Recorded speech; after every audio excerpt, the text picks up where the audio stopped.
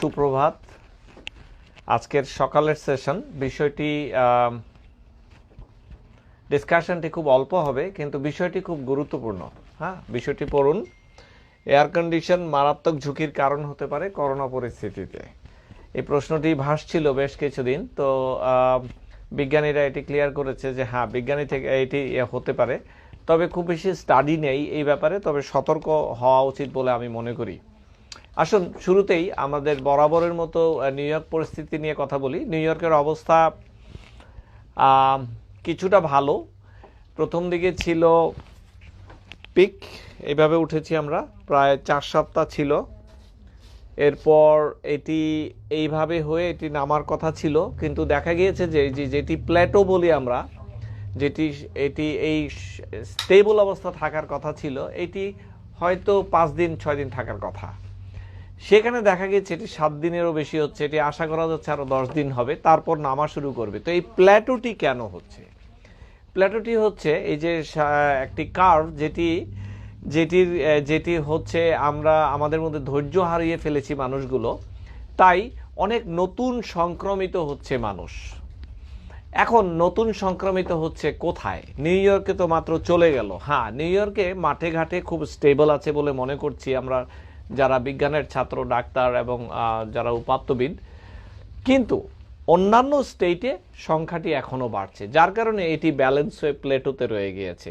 New York বোধহয় কিছুটা curve শুরু হয়েছে, যেটি আমরা মাঠে ঘাটে নেবারহুডগুলোতে বুঝতে পারছি এখন। তবে মৃত্যু কেন এত? বরাবরের মতো উত্তর, হাসপাতালগুলো এখনও কঠিন রোগীতে ঠাসা, সেখান থেকেই মৃত্যু হচ্ছে বেশি। আর তাছাড়া কিছু কিছু মৃত্যু এরই মধ্যে যেই সমস্ত মানুষগুলা সাধারণভাবে অসুস্থ হয়, যেমন তাদের হৃদরোগ রয়েছে, ডায়াবেটিস নিয়ন্ত্রণহীন এবং অন্যান্য কারণে, তারা কিন্তু হাসপাতালে গত 2-3 মাস যায়নি ভয়ে।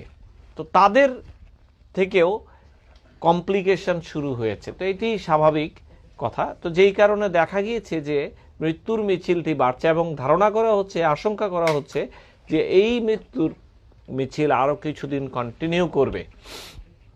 তবে বাংলাদেশের কি পরিস্থিতি? বাংলাদেশে একটি ভীতিকর অবস্থা সবার ভেতরে ঢুকে গিয়েছে। সংখ্যাগুলো দেখে আমরা ভয় পাচ্ছি, অমানবিকতাগুলো দেখে আমরা ভয় পাচ্ছি, মানুষগুলোর মধ্যে নতুন নতুন পরিচয় দেখতে পাচ্ছি, ভয় পাচ্ছি।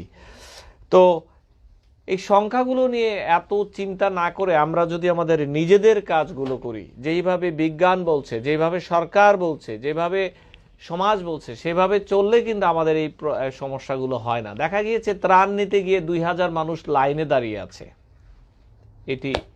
এই সমস্ত জিনিসগুলোই আমাদের সমস্যা তৈরি করছে। হ্যাঁ, তো যাই হোক, আসুন আজকের বিষয়টি নিয়ে একটু বলি, তারপর যাচ্ছি।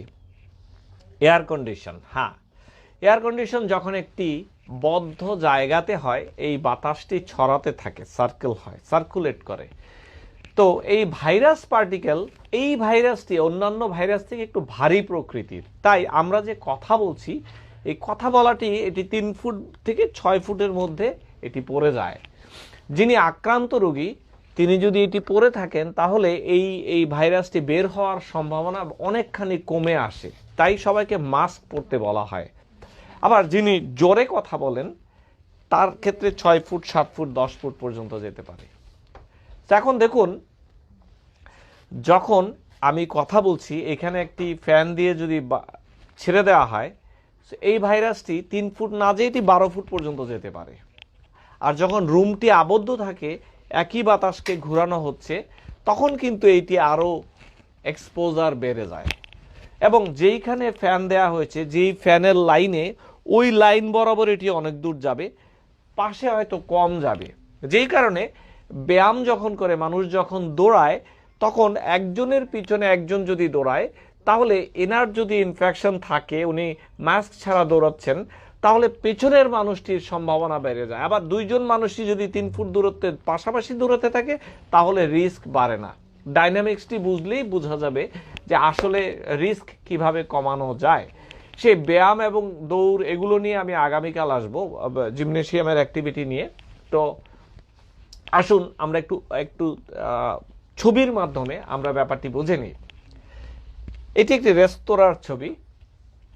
এখান থেকে এয়ার কন্ডিশনটি বাতাস দিচ্ছিল, 3টি টেবিল, আর এই 2টি টেবিল এক্সপোজার কম ছিল। দেখুন ওরা বলছে যে দেখুন বাতাস এসেছে এইভাবে, ঠিক এয়ার কন্ডিশনের নিচে 2টি টেবিলে আক্রান্ত হয়েছে 6টির মধ্যে। এরপর যেখানে 3 থেকে 6 ফুট সেখানে হয়েছে আরো বেশি। এরপরে সবার শেষে সেটিতেও বেশ কিছু আছে। এটি একটি ইন্টারেস্টিং একটি অবজারভেশন। আরেকটি দেখুন, এই পাশের টেবিলগুলোতে একেবারেই নেই। এটিকে সাধারণভাবে আমি বোঝাচ্ছি, বোঝা যাচ্ছে নিশ্চয়ই যে তাহলে এয়ার কন্ডিশন যেই লাইনে চলছে সেই লাইনেই বেশি এফেক্টেড হচ্ছে। এটি একটি অবাক করা কাণ্ড। পাশে এটি হয়নি, তার মানে কি সবাই পাশে বসলে হবে না? তা নয়। মেসেজটি হচ্ছে, আমি আরেকটু কনজারভেটিভ হইতে চাইবো এই রোগ থেকে দূরে থাকার জন্য, যে মেসেজ হচ্ছে যেখানে এয়ার কন্ডিশন আছে সেখানে না যাওয়াই ভালো, এরকম একটি মেসেজ আমি নিতে চাই। ধরুন একটি ডাক্তারের অফিস, আমার অফিস, ওয়েটিং রুম বদ্ধ, সেখানে অসুস্থ রোগী আসবেনি, তাই না? তারপর কি হবে? 10 জন রোগী বসে আছে, 2 জনের জ্বর কাশি, এয়ার কন্ডিশন চলছে, তাহলে কি অবস্থাটি হবে বলুন? এই 10 জন থেকে আরো একজন সম্ভাবনা বেশি। তাহলে কি মানুষ ডাক্তারের অফিসে যাবে না, বাহিরে যাবে না? না, যারা যাবেন তারা অবশ্যই সেই রকম গ্লাভস পরবেন, মাস্ক পরবেন। পরে আপনি যে অসুস্থ, আপনি নিজেকে আইডেন্টিফাই করুন এই সার্ভিস লোকেশনগুলোতে, বিশেষ করে অফিসগুলো, ডক্টর অফিসগুলো, যে আমার একটু সর্দি কাশি আছে, কি করব? তাহলে আপনি অন্য সবাইকে আপনি রক্ষা করতে পারলেন। এটা আপনার নৈতিক দায়িত্ব। এবং সেই ক্ষেত্রে ওনারা হয়তো বলবে আপনি একটু দরজার বাইরে গিয়ে দাঁড়ান, আপনাকে এখনই কল করব, এটি একটি। অথবা আপনাকে একটি নির্দিষ্ট রুমে গিয়ে রাখা হবে যেখানে এয়ার কন্ডিশন নেই, অথবা আপনি একাই বসে থাকবেন। এটি একটি অবজারভেশন। আমি মনে করি যে এটি একটি ইম্পর্টেন্ট মেসেজ আমাদের জন্য। এখন সবাই যদি সুস্থ থাকে তাহলে অসুবিধা নেই। বাহির থেকে করোনা রোগী এনে তারপরে আপনাদের গায়ে দিবে তা কিন্তু বলছে না। এটি ইম্পর্টেন্ট। আচ্ছা, এখন যেখানে কেউ অসুস্থ নয় তাদের ক্ষেত্রে কি সমস্যা আছে? নাই। ধরুন আপনার বাড়িতে আপনারা একটি রুমেই থাকেন, সবাই সুস্থ, অসুবিধা নেই, কিন্তু একজন অসুস্থ এবং এয়ার কন্ডিশন চালু করবেন, তাহলে কিন্তু সবার অসুস্থ হওয়ার সম্ভাবনাটুকু বেড়ে গেল সেই একজন থেকে। এমনি হয়তো হতো না, আপনারা মোটামুটি ব্যালেন্স করে চলতেন মাস্ক নিয়ে, কিন্তু যেই মাত্র একটি বদ্ধ করে এয়ার কন্ডিশন চালু করলেন এবং উনি এয়ার কন্ডিশনের আশেপাশে, তাহলেই কিন্তু ঘটনাটি ঘটে গেল। আশা করছি বুঝতে পারছেন। ছোট্ট একটি বিষয়, কিন্তু এটি অনেক বড় ব্যাপার। তাহলে রেস্টুরেন্টগুলোতে কি করবেন? আস্তে ধীরে তো সব খুলছে। রেস্টুরেন্টগুলোতে গেলে তাহলে সবাই মিলে চলুন এই পাশে বসি? না, আমি ব্যক্তিগতভাবে আমি সেই রিস্ক নেব না। যারা রেস্টুরেন্ট মালিক আছে তাদেরকে বলছি, রেস্টুরেন্টে আপাতত বিজ্ঞান যতদিন না শিওর না হয় এয়ার কন্ডিশনগুলোকে বন্ধ করুন, অথবা শুধু টেক আউটের ব্যবস্থা করুন, ভেতরে যেন না বসে। বাকি স্ট্যান্ডার্ড যেই প্রিকশনগুলো আছে সেগুলো তো অবশ্যই নেবেন। তো এটি একটি সুন্দর উদাহরণ। আসুন বাসে কি হবে তাহলে? বাসের পিকচার দেখি চলুন। এই যে বাস, এয়ার কন্ডিশন আসছে কিন্তু উপর থেকে, বাস কিন্তু ব্লো করছে না, সো উপর থেকে আসছে। মনে করুন 4টি সিট পাশাপাশি, কি হবে? এয়ার কন্ডিশন পড়ছে, ছড়িয়ে যাচ্ছে চারদিকে। সো ধরুন 4টি সিট পাশাপাশি, 1A 1B 1C 1D, 2A 2B 2C 2D, 3A 3B 3C 3D, ধরুন এইভাবে ধরলাম 4টি সিট। এখন 2C-তে যিনি বসে আছেন তার উপরে যদি এয়ার কন্ডিশন থাকে, দেখা গিয়েছে যে সম্ভাবনা 80 থেকে 90% বেশি সম্ভব আশেপাশের এই যে 8টি সিট আছে সবার হবার। কি একটি যন্ত্রণা! তাহলে কি এয়ার কন্ডিশন বাসে চড়া আপাতত বন্ধ করে দিতে হবে? এইটির উত্তর আমার কাছে নেই। সত্যি বলছি, বাংলাদেশে এখন ওয়েদার আস্তে আস্তে গরম হচ্ছে, হিউমিড হচ্ছে, তো মানুষগুলো এয়ার কন্ডিশন তো ছাড়বেই। Good luck. এটির উত্তর আমারও জানা নেই। আপনি ড্রাইভার নিয়ে চলছেন, আপনার ড্রাইভারের সামান্য সর্দি কাশি, ড্রাইভারের সামনেই এয়ার কন্ডিশনের ভেন্ট চালু করে দিলেন, আপনি কর্তা পেছনে বসে আছেন, আমি সাবধানী করে দিলাম। এগুলোর উত্তর আজকের ডিসকাশন থেকে আপনারাই পেয়ে যাবেন। আমি ব্যক্তিগতভাবে আমি রিস্ক নিতে রাজি নই, বাকিটা আপনাদের উপর। এরপর রেস্তোরাঁয় বসে আছেন, এয়ার কন্ডিশন মেবি এখানে আছে, এখানে সবাই এক্সপোজড। খুব ইন্টারেস্টিং না? ইন্টারেস্টিং, ভয়ের ব্যাপার, ভয়ের ব্যাপার। এরপর বাড়িতে এই যে দেখুন মাথার উপরে, তাও কি হলো, ডাইনিং টেবিলে বসে আছেন সবাই, যদি বাবার থেকে থাকে মোটামুটি সবাই লাইন আপ হয়ে গেলাম। তা একটু সাবধানী হতে হবে। এখন বাড়িতে যদি সবাই সুস্থ থাকে অসুবিধা নেই, একজন অসুস্থ হলে আমি সম্ভাবনাটাকে বাড়িয়ে দিলাম। আচ্ছা, অনেকে বলবেন ডাক্তার সাহেব এত ভয় দেখাচ্ছেন। না, আমি একটি বিজ্ঞানের একটি টপিক আপনাদের কাছে আনলাম, ডিসিশন আপনার কিভাবে প্রোটেক্ট করবেন। আবার হয়তো দেখা যাবে 3 মাস পরে এই তথ্যটি ভুল ছিল, বিজ্ঞান আরো নতুনভাবে অন্য কিছু বলছে, সেই ব্যাপারে আমি নাই গেলাম। এই যে দেখুন বিমানের অবস্থা, সব জায়গায় কিন্তু ভেন্ট আছে, জানি না, তবে স্ট্যান্ডার্ড প্রিকশন নিতে হবে বিমানে চড়তে হলে। আমি এটি নিয়ে, বিমানে কিভাবে চড়বেন সেটি নিয়ে আরেকটি ভিডিওতে আসব, সেটি আরো বিস্তারিত। অবশ্যই চড়বো আমরা বিমানে, কিন্তু একটু স্ট্যান্ডার্ড প্রিকশন করতে হবে। এয়ার কন্ডিশন নিজের নাকের উপরে নাই বা চালালাম, সাধারণ এয়ার কন্ডিশনের বাতাস আসলো, দেখা যাক কতটুকু হয়। এখন আসুন, মলগুলো খুলে যাচ্ছে সারা দুনিয়াতে, তাদের কি হবে? আমি একটু খুশি হয়েছি, বড় মলগুলো ডিসিশন নিয়েছে তারা এখন খুলবে না ঈদের আগে। এটি একটি ভালো দিক আমি মনে করি, কারণ এখনো আমরা জানি না এগুলোর পরিণতি কি, বিশেষ করে বড় মলগুলোর কথা। হ্যাঁ, ছোটগুলো আছে তো সেখানেও কিন্তু ক্লোজড, কারো না কারো থাকবেই। কি হবে আমি বলতে পারছি না, আমি আপনাদের সামনে উপাত্তটি আনলাম, আপনারা নিজেরা ডিসিশন নেবেন কি করবেন। শুধুমাত্র আমি যেহেতু পেশায় একজন চিকিৎসক, ডাক্তার হিসেবে আমি আমার রোগীদের বলবো, অথবা দুনিয়ার সমস্ত মানুষকে বলবো, আপনি যদি সর্দি কাশি বিষয়ক, করোনা বিষয়ক লক্ষণ নিয়ে ডাক্তারের অফিসে যান, আগেই ফোন করে বলুন আমার লক্ষণটি আছে, আমি কি করব। আমার ধারণা আমার অফিসের মতো তারাও বলবেন, আপাতত 5 মিনিট বাইরে থাকুন, আপনার ব্যবস্থা আমি এখনই করছি, রুম খালি হলে একটি রুমে গিয়ে ওনাকে বসিয়ে দিন যেখানে বোধহয় এয়ার কন্ডিশন থাকবে না। এইটি হচ্ছে সমাধান। এরকম ছোট ছোট অনেক কিছু আরো আসবে, আমি ঘাবড়াতে রাজি নই। জীবন যেভাবে চলছিল চলবে, হয়তো সাময়িকভাবে আমরা যতদিন এইটি সম্পর্কে আরো বিস্তারিত না জানি ততদিন পর্যন্ত না হয় একটু সাবধানী আমরা সবাই মিলে হলাম। এখন আসুন বাংলাদেশের পরিস্থিতি নিয়ে জাস্ট একটু বলি। বাংলাদেশে এখন মনে হচ্ছে এটির প্রকট, এটির লক্ষণ বেশ মানুষের ভিতরে এসে গিয়েছে। এই সময়টুকুতে ঘাবড়ানো যাবে না। যুদ্ধের সময় সবাই একসাথেই যুদ্ধ করতে হবে। পারিবারিকভাবে পরিবারগুলো যুদ্ধ করবে যেন বাহিরে না যাওয়া হয়। যারা ডাক্তার সাহেবরা আছেন তারা ডাক্তার হিসেবে যুদ্ধ করবেন, যারা নার্স আছেন তারা আরো বেশি যুদ্ধ করবেন তাদের লেভেল থেকে। সবাই যার যার লেভেল থেকে একটু সাহসী হয়ে এগিয়ে আসুন। আমরা সবাই যদি গুটিয়ে যাই তাহলে হবে না। অলরেডি এরই মধ্যে বোঝাই যাচ্ছে ডাক্তার সাহেবরা মাঠে আছেন, নার্সরাও মাঠে আছেন, পুলিশ বাহিনী সত্যি বীরের ভূমিকা পালন করছে আমি দেখতে পাচ্ছি। এটি আমাদের সবার জন্য আশাবাঞ্জক যে আমরা যার যার দায়িত্ব তারা করতে শুরু করেছি। এখন শুধু প্রয়োজন মানুষগুলোর দায়িত্ব পালন করা, যার যার দায়িত্ব। আমরা যেন অযাচিতভাবে মাঠে ঘাটে বাজারে না ঘুরি, এটি আমাদের জন্য কাল হয়ে দাঁড়াবে।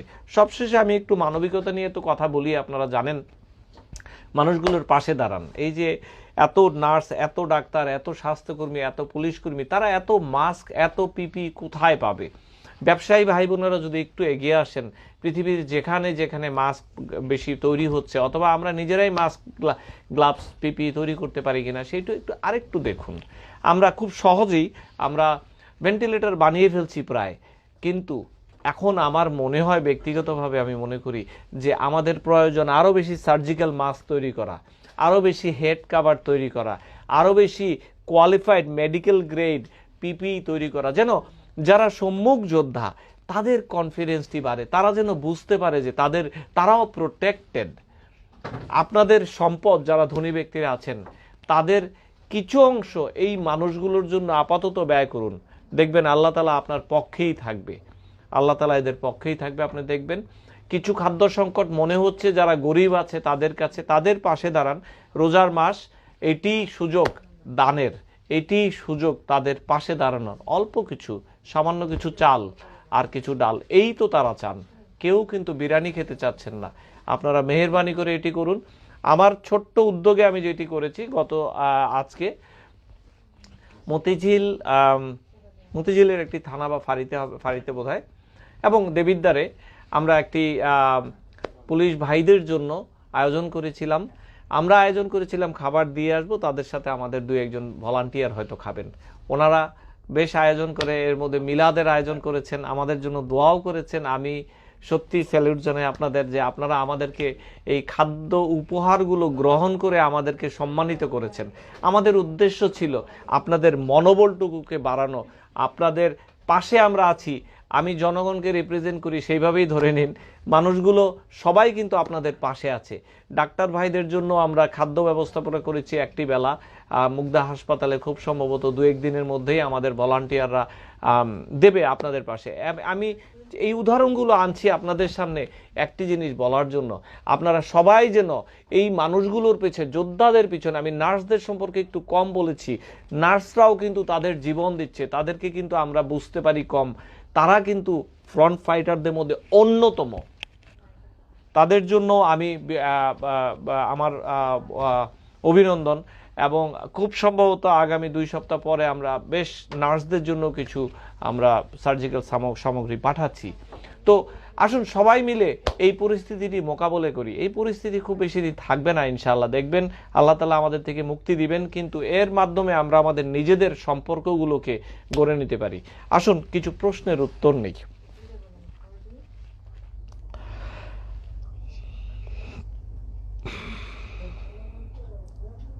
স্যার, বাংলাদেশের অবস্থা কোন দিকে যাচ্ছে? আমি এখনো ভেঙে পড়ার মানুষ নই। যতটুকু সংবাদ কম পড়তে পারবেন ততই ভালো আপনাদের জন্য আমি মনে করি। ফ্যানের বাতাস থেকেও করোনা ভাইরাস কি ছড়ায়? হ্যাঁ, এটিও সত্য, ফ্যানের বাতাস থেকেও এটি ঘোরাতে থাকে। দেখুন, যখন এয়ার কন্ডিশনের বাতাসটি দিচ্ছে, হ্যাঁ, সেইখানে যদি একটি ফ্যান যোগ করে দেয়া হয়, ধরুন প্লেনে এখানে এয়ার কন্ডিশনের বাতাসটি আসে একটি ফ্যানের সহকারে, সেটি থেকে সম্ভাবনা আরো অনেক বেশি। এই যে আমি 9টি সিটের কথা বললাম না, 12টি সিটের কথা, মাঝখানের সিটে বসলে 90% মানুষ এটিতে এফেক্টেড হয় আশেপাশে। দেখুন কি একটি হযবরল অবস্থা। ফ্যান যদি যোগ হয় আরো বেশি হয়। আমাদের দেশে তো হার্ড ইমিউনিটি পদ্ধতি অবলম্বন করতে পারে, যেটি সুইডেনে হয়েছে। আমরা সেই রিস্ক নিতে পারবো কিনা সেটি বলুন। আমরা তো অতি ঘন বসতিপূর্ণ। সুইডেনে যেটি হয়েছে, সুইডেনে মানুষ একজনের চেহারা খুঁজতে আরেকজনকে যেতে হয় কোয়ার্টার মাইল। তো সেটি পদ্ধতি আমাদের জন্য কতটুকু অবলম্বনযোগ্য সেটি সময় বলবে, দেখা যাক। স্যার, এয়ার কন্ডিশন কি বাইরে থেকে জীবাণু ঘরে ঢুকে আনতে পারে? না না না, এই জায়গাটাতে আমাদের ভুল হচ্ছে। হ্যাঁ, অফিস খুলে দিচ্ছে, রাস্তা ঠিক। স্যার, আরব দেশ থেকে বলছি, এখানে গরম। হ্যাঁ, এই খুব সুন্দর এই প্রশ্নটির উত্তর দিতে চাইনি আরব দেশের ভাইয়েরা। আমরা যারা বাংলাদেশ থেকে আরব দেশে গিয়েছি আমাদের কষ্ট একটু কমই হবে, আমরা তো গরমের দেশ থেকেই গিয়েছি, কিন্তু আরবি সাহেবদের কি হবে সেটি প্রশ্ন। স্যার, প্রাইভেট কার ব্যবহারের ক্ষেত্রে কিছু বলুন। হ্যাঁ, প্রাইভেট কারের এসি, আমি তো একটু আগেই বললাম, সাবধান সাবধান। ডাক্তার সাহেব, যদি করোনা ভাইরাস আমাদের শরীরে লেগে থাকে তাহলে কতক্ষণ? আর 8 ঘন্টা পর্যন্ত কাপড়ের উপর 6 থেকে 8 ঘন্টা, বিশেষ করে শোল্ডার এবং এই জায়গাগুলোতে, বেল্টে। করোনা ভাইরাস কি চলাফেরা করতে পারে? না না না না না না, নিজে চলাফেরা করতে পারে না। আমি সৌদিতে বলছি, এখানে কোনো উপায় নেই। ভলিউম নরমাল রেখে কি এসি চালানো যাবে? এইটির এই যে উপাত্তটি আমি দেখালাম সেখানে এইভাবে বলা হয়নি। এখন এইটি করা যেতে পারে যে এসির নিচে 3 ফিট 4 ফিট কেউ থাকবে না, এটি একটি অবলম্বন হতে পারে বলে আমার বিশ্বাস। যাই হোক, আমি আপনাদের সামনে উপাত্তটি নিলাম, সামনে আমরা কিভাবে ব্যায়াম করব সেটি নিয়ে আসব, সামনে আরও সুন্দর সুন্দর টপিক নিয়ে আসব। দেখুন, আপনাদের সুস্থতা কামনা করছি। আপনারা যে যেখানে আছেন নিজেরা এই বিজ্ঞানের আপাতত যেই উপাত্তগুলো আছে এগুলো সবারই জানা আছে, কিন্তু কেউ ফলো করছি না, এইটিই প্রবলেম। হ্যাঁ, সেটি সমস্যা। এইটি যদি আমরা ফলো করি তাহলে অসুবিধা হবে না। দেখবেন আপনারা সবাই সুস্থ থাকুন, ভালো থাকুন। এই ভিডিওগুলো শেয়ার দিন যেন মানুষ আরও সচেতন হতে পারে। আর চিকিৎসা পদ্ধতি নিয়ে দেখুন, আমি বলি হাসপাতালগুলোতে আমরা খুব ব্যস্ত, হাসপাতালগুলোতে এত ভরে গিয়েছে, এই হাসপাতাল সেই হাসপাতাল। দেখুন, এখনও বলছি 95 থেকে 98% মানুষ এখনও কমিউনিটিতে আছে। আমরা সেইটি নিয়ে আর একটু বেশি ভাবি। বিজ্ঞানীরা, বিজ্ঞানের ছাত্র, ডাক্তাররা, অ্যাডমিনিস্ট্রেটররা তারা ব্যস্ত থাকুক 2 থেকে 3% মানুষ নিয়ে। আমরা চলুন সবাই মিলে, আপনারা যারা ভিউয়ার আছেন, আমরা বাকি 97% মানুষ আমরা কিভাবে আমাদের নিজেদের রোলটি প্লে করতে পারবো এইটি নিয়ন্ত্রণে, সেইটি করুন। বাংলাদেশ সরকার আপনাদের জন্য কি নির্দেশনা দিচ্ছেন, বিজ্ঞান কি নির্দেশনা দিচ্ছে, সেগুলো শুনুন। আসুন আমরা সবাই এগিয়ে আসি মানবিকভাবে। সবাইকে অসংখ্য ধন্যবাদ। আমি যুক্তরাষ্ট্রের নিউ ইয়র্ক থেকে ডাক্তার ফেরদৌস খন্দকার বলছি।